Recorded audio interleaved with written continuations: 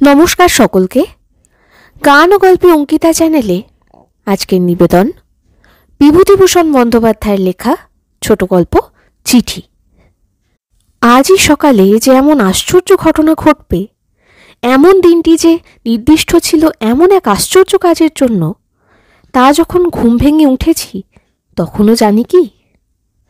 আজই বিশেষ করে বলছি এই জন্য যে আজ আমাদের দিল্লি যাওয়ার দিনটি নির্দিষ্ট ছিল। দিল্লিতে জওহরলালজি পৌরোহিত্য করবেন আমাদের এক সভায়। সমস্ত জগতের বিভিন্ন প্রদেশের সাহিত্যিক নিমন্ত্রিত হয়েছেন দিল্লির মহাসম্মেলনে। আমিও সেখানে যাব। বন্ধুদের সঙ্গে পরামর্শ করে ঠিক করেছি সবাই মিলে মিশে একত্র যাব। মনে খুব উৎসাহ এবং দীপ্ত আনন্দ। এক বন্ধুর চিঠি কাল পেয়েছি। তিনি আমার সঙ্গে যাবেন সস্ত্রীক। আমি যেন কলকাতায় গিয়ে তাঁর ওখানে গিয়ে তাঁকে সঙ্গে করে নিয়ে যাই। গ্রামেই থাকি। সাহিত্য সৃষ্টির জন্য আমার প্রয়োজন হয় পল্লী প্রকৃতির শান্ত পরিবেশ, ছায়া ভরা লতাপিতান। সেখান থেকে ভারতবর্ষের মর্মকেন্দ্র দিল্লিতে যাব। পথে পড়বে কাশী, এলাহাবাদ, কানপুর। ভারতবর্ষের ইতিহাসের কত সুপ্রসিদ্ধ কর্মভূমি। ঐতিহাসিক দিগন্তের কত বিচিত্র বিকাশ ঘটেছিল এদের পূর্ণভূমিতে। ভাদ্রের মাঝামাঝি বনে বনে নাটা কাঁটার ফুলের শীষ উঁচু হয়ে আছে। তুরতুর করছে সুবাস শরতের বাতাস। এবারে বর্ষা বেশি, রোজ লেগেই আছে বৃষ্টি। রাস্তাঘাটের কাদা শুকুতে চায় না। ভাবছি এখানে প্রত্যাশন্ন শরতের অপূর্ব শ্যাম শোভা ছেড়ে দিল্লির ঊষর রুক্ষ প্রান্তরে যাব বটে, কিন্তু কি পাবো সেখানে?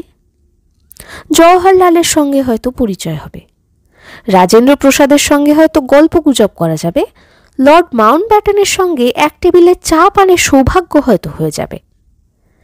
মনে মনে যে এইসব নেই সে কথা অস্বীকার করলে মিথ্যে কথা বলা হবে। হরিপদ মারুজ্জে এসে বললে, ভায়া দিল্লি যাচ্ছ নাকি শুনছি? যাব ভাবছি।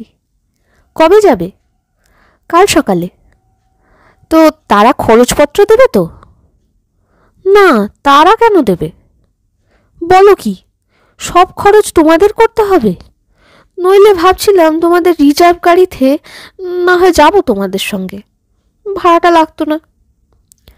রিজার্ভ গাড়িতে গেলেও ভাড়া লাগে দাদা। হরিপদ বাড়ুজ্জে অতিমাত্রায় বিস্মিত হয়ে বললেন, কেন? ভাড়া তো তোমাদের জমা দেওয়াই আছে। আছে তো বটেই, কিন্তু যারা সে ভাড়াটা দিয়েছে তারাই যাবে সে গাড়িতে, তোমাদের নেবে কেন? তুমি যদি নাও, ভাড়া দিতেই হবে, বিনা ভাড়ায় যাওয়া চলে না। তবে আর রিজার্ভ মানে কি হলো? হরিপদ মারুজ্জে অপ্রসন্ন মুখে তামাক খেতে লাগলেন। রিজার্ভ গাড়ি সম্বন্ধে তার ধারণা একটু অদ্ভুত রকমের, সন্দেহ নেই। ভাবছি যে ওর ভ্রান্ত ধারণার একটু সংশোধন করে দেওয়া দরকার। এমন সময় গফুর পিয়ন এসে বললে, মারুজ্জে মশাই বাড়ি আছেন? গফুর পিয়ন বড় ভালো লোক। আমাদের এখানে গফুর অনেক দিন আছে, সকলের সঙ্গেই আত্মীয়তা ওর। বাড়িতে ডেকে ওকে জল খাবার খাওয়ায়। কাঁঠালের সময় কাঁঠাল, আমের সময় আম, তালের বড়া সময় ঝোলা গুড় আর তালের বড়া। বললাম, গফুর কি পাকিস্তানে চলে যাবে? হ্যাঁ বাবু, আমাকে যশোরে বদলি করেছে। সত্যি গফুর? তুমি পাকিস্তানে গেলে আমাদের সকলেরই মনে বড় দুঃখ হবে। গফুর বিনীত হাস্যে বললে, বাবু আমারও মনটা কি ভালো থাকবে? আপনাদের এখানে যেরকম কাটিয়ে গেলাম, এমন সোনার চোখে আমাকে অপর জায়গায় কি দেখবে? সকলেই দেখবে। যে ভালো হয় তাকে সকলেই ভালো বলে, বুঝলে না গফুর? গফুর আমার হাতে একখানা চিঠি দিয়ে বললে, বাবু রাজমোটে একখানা। গফুর চিঠি দিয়েই চলে যাচ্ছিল। আমি বললাম, যাবার আগে একটু দেখা করে জল মুখে দিয়ে যাও, সামান্য একটু মিষ্টি মুখ। গফুর হেসে চলে গেল। তারপর চিঠিখানার দিকে চেয়ে বিস্মিত হলাম। কাঁচা মেয়েলি হাতের লেখায় চিঠিখানা। পরমারাধ্য শ্রীযুক্ত জগদানন্দ বন্দ্যোপাধ্যায় শ্রীচরণ কমলেশু। কে চিঠি লিখেছে? খামখানা এত ময়লা আর পুরনো আর অন্য রকমের।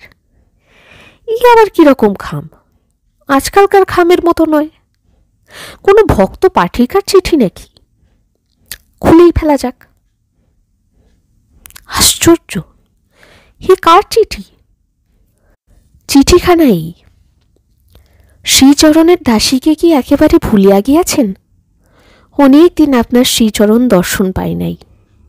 আমরা কি অপরাধ করিয়াছি কি জানি। আপনি খড়িবেড়েতে নারায়ণ মুখুজ্জের ভাইপোর বিয়েতে বরযাত্রী আসিয়াছিলেন, ভরত দাদার মুখে শুনিলাম। কিন্তু এ দাসীকে দর্শন দিতে আসিলেন না কেন? ইহার কারণ কিছু বুঝিলাম না।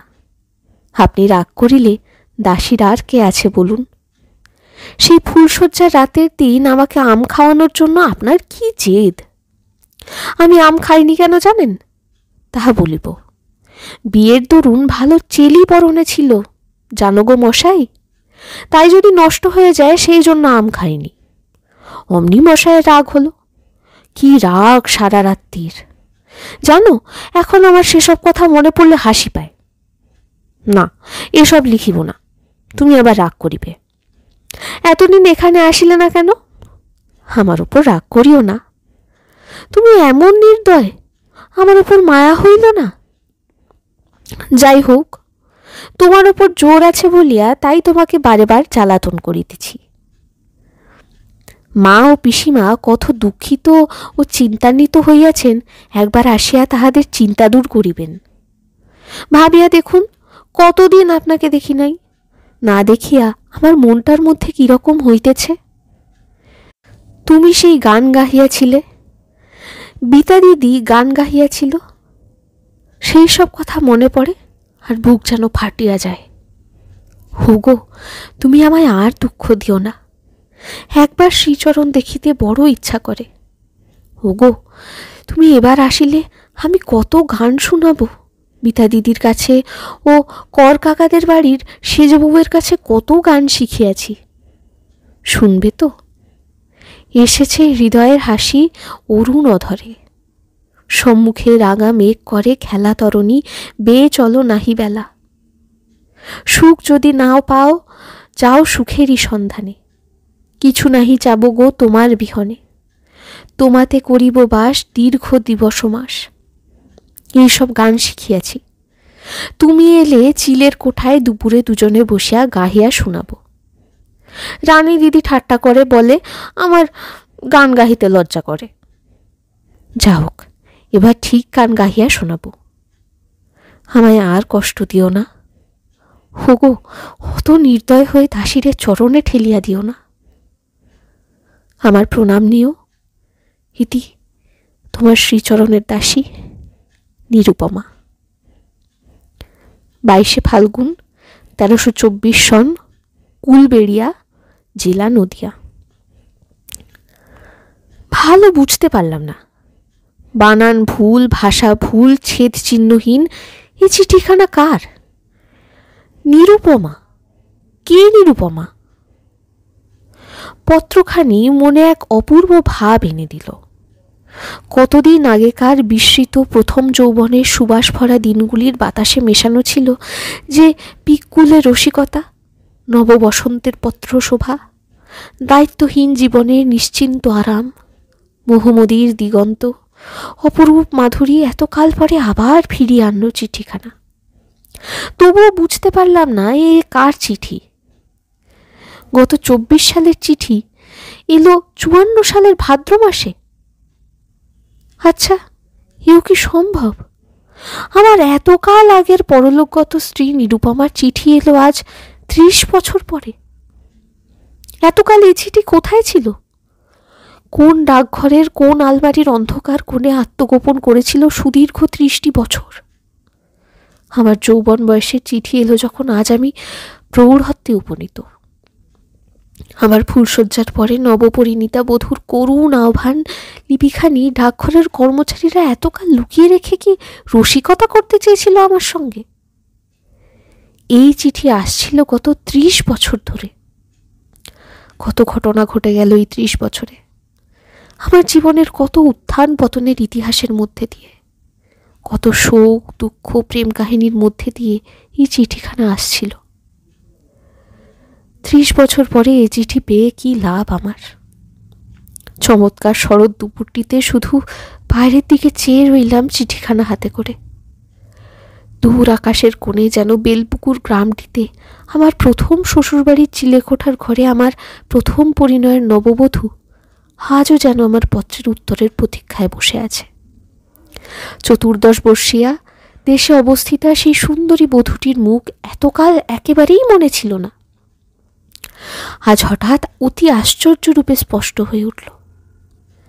আমার স্ত্রী ঘরে ঢুকে বললে, পিয়ন এলো দেখলাম। কার চিঠি এলো গো? অমন করে বসে আছো কেন? চমকে উঠে চিঠিখানা ঢাকা দিয়ে বলি, পিয়ন? কই, চিঠি কিছু আসেনি, ও সই নিতে এসেছিল। নিরুপমা মারা গিয়েছে আজ কত বছর?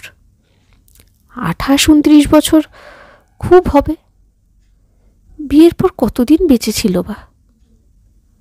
বছরখানেক কি 1.5 বছর হবে। শুনছিলেন বিভূতিভূষণ বন্দ্যোপাধ্যায়ের লেখা চিঠি। ভালো লাগলে লাইক, কমেন্ট, শেয়ার এবং সাবস্ক্রাইব করবেন। ভালো থাকবেন।